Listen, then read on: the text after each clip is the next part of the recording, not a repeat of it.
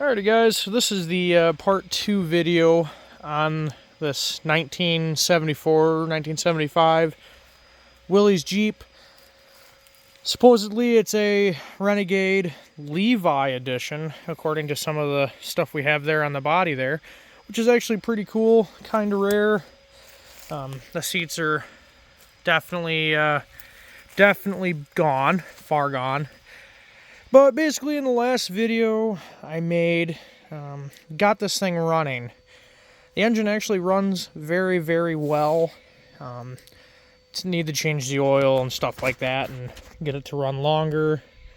But I did hook up an auxiliary fuel system and actually got the engine to run for about 3-4 minutes, which is pretty awesome for this thing sitting for as long as it did. I did try to put the transmission in gear to see if it'll move under its own power, but there is something wrong with the clutch. The clutch is stuck in either disengaged or engaged, where it's basically just free spinning. So there's no power actually getting through to the transmission to be able to move. The transmission does shift freely, so I know like the actual mechanical portion of the transmission for shifting is working, but there is a clutch issue. So that being said, I rolled this thing back because it was on my driveway. Rolled this back here for now because the next game plan I have with it is basically keeping the driveline together and the frame together, but the body is a little too far gone. Where the front mounts are to the frame, completely wasted, completely gone, and obviously back here this tub is pretty shot. So basically, in order to keep this Jeep together, my plan is to basically use the drive line, the frame, keep that all together, and either swap this body onto this frame or my other Willys Jeep body onto this frame to at least keep this one Jeep still going, which is cool. But I'm going to switch focus here and move to this Jeep. This is also a 74 to 75 CJ5 that someone has put this is the Buick V6, I believe. And then actually, they put a two-wheel drive transmission in it. I don't know if you see very well in there. Put a two-wheel drive transmission in there and just ran a rear drive shaft and stopped using any of the front axle or four-wheel drive components, which is kind of weird for a Jeep, but you know, whatever they used it for. But so yeah, the guy I got it from, these Jeeps came together. The guy I got it from said that this motor was stuck and didn't know why. Check the oil. Oil's very high, so I don't know if water got through the carb since there's no air cleaner on there, or if it's just stuck from sitting for a long time, if there's rust ridge in the cylinders. There is no coolant in the radiator. The other Jeep actually has a new radiator in it and had coolant in it, which is pretty cool. Didn't look like the coolant was in the motor, but I haven't went too far as in draining the oil to see if any water came out or anything. Tried to put a bar on the crank pulley, and she is in fact stuck. Have a very little amount of movement, which makes me think that it's just kind of rust ridge in the cylinders from sitting for so long. But I think what I'm going to do here is pull all these spark plugs out. They're pretty much toast anyway. One of them's broke anyway.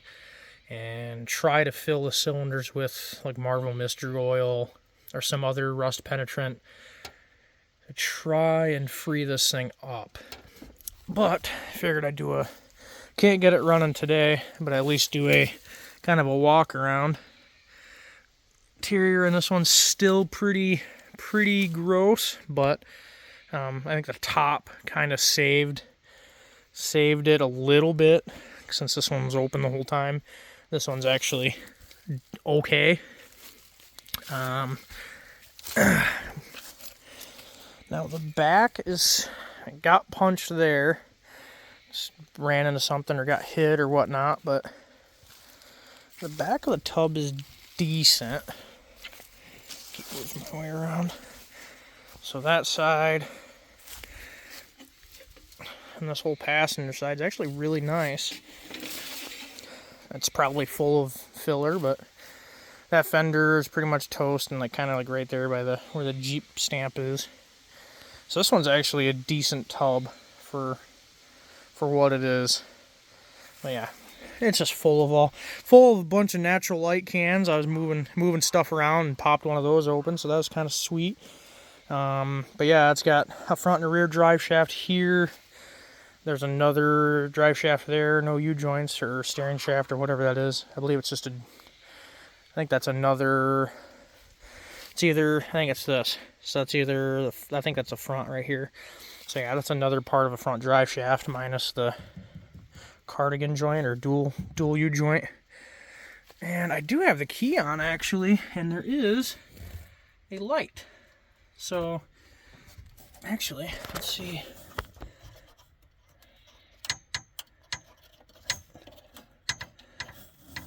So none of that stuff works, but I do have a light there.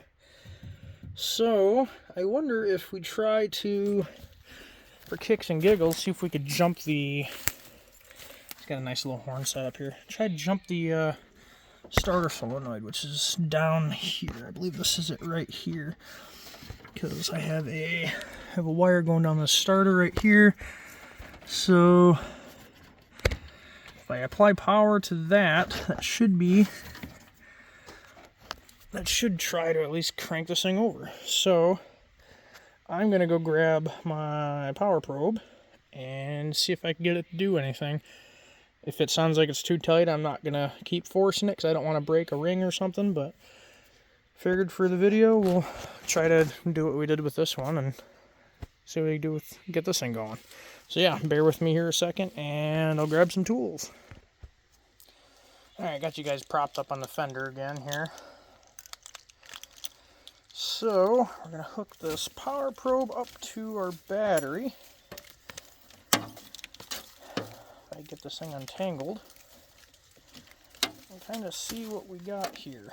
This Jeep actually isn't even a special edition or anything. I think this is just a bone stock CJ5.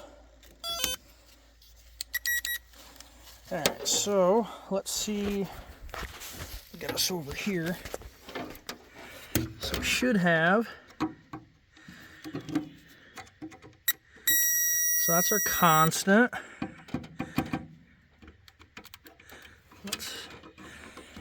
That blue wire goes up into our harness, so that must be the trigger side.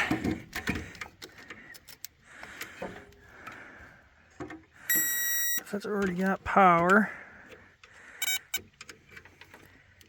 See if the horn works, it'd be kind of funny.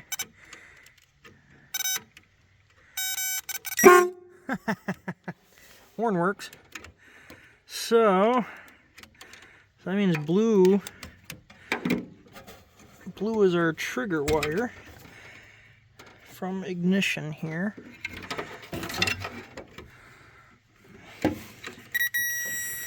Which also has power. So does that mean, let's get you guys down here. So blue already has, that doesn't make any sense. So if our,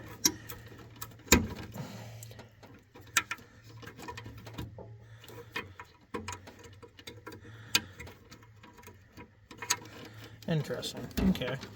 So blue has to be the trigger wire from the ignition to send power to our starter solenoid here.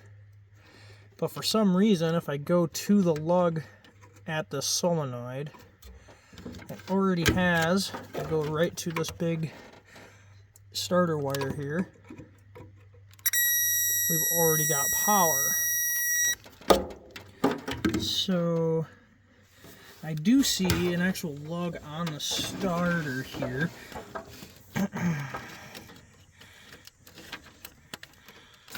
So I don't know what do we got here. It's kind of hard to see on this pile. Oh, so someone's took the, so the wires actually broke off off of the starter. And it's, I can see it down there off the manifold. So I think that's why. Yeah, that's why. So let me change sides here. I don't know if you guys can see it very well, but let me switch views here. So we're going right down to the starter. Okay, it doesn't like that at all. So you got main power.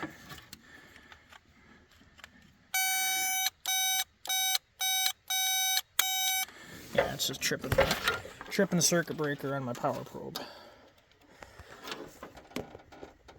Yeah, so that's interesting.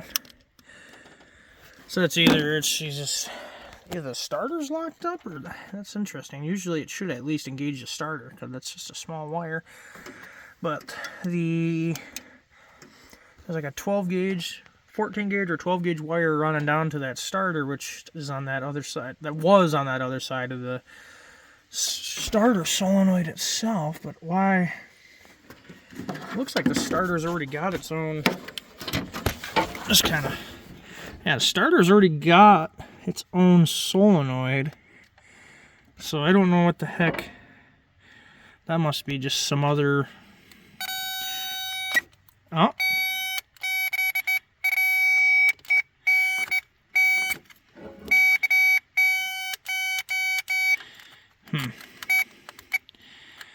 Yeah, this is kind of.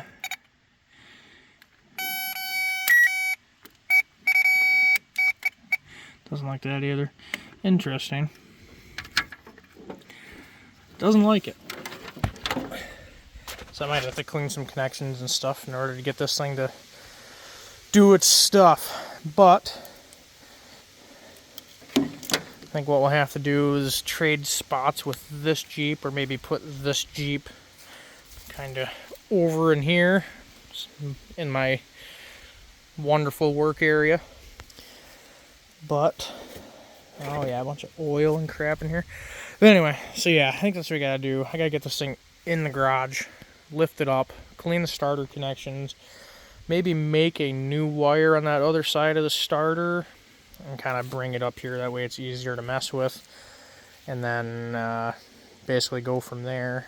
And then at that point, pull all the plugs out before I even, start really messing with the electrical, and let it sit for a while. But I think we might be, as long as there's nothing hurt in that motor, we might be able to get this thing to go. So that would be pretty sweet.